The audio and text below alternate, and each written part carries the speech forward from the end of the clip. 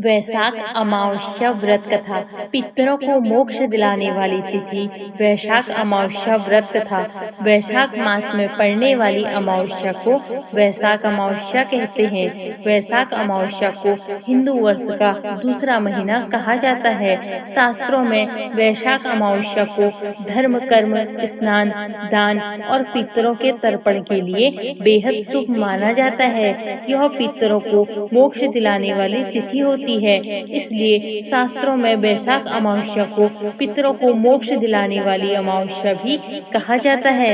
इसके अलावा मान्यता ये भी है कि इस माह से त्रेता युग की शुरुआत हुई थी, जिस कारण भी वैशाख अमावस्या का धार्मिक महत्व अधिक हो जाता है। वैशाख अमावस्या के महत्व से जुड़ी इस कथा के बारे में जिसका जिक्र पौराणिक ग्रंथों में मिलता है। बहुत समय पहले की बात है। धर्मवर्ण नाम के एक ब्राह्मण थे। वह ब्राह्मण बेहद ही धार्मिक प्रवृत्ति के थे। वो हमेशा व्रत उपवास करते रहते थे। वो ऋषि मुनियों का आदर करते और उनसे ज्ञान ग्रहण करते थे।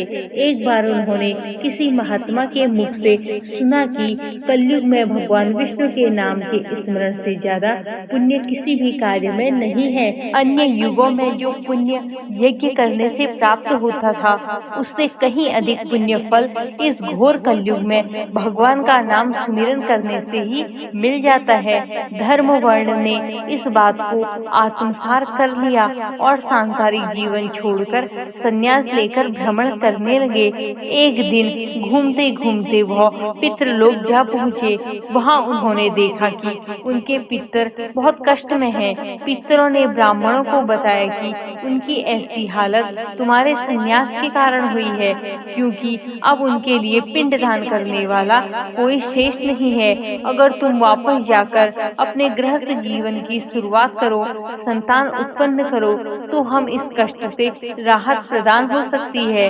इसके साथ ही उन्होंने ये भी बताया कि वैशाख अमावस्या के दिन विधि विधान से पिंड दान करो।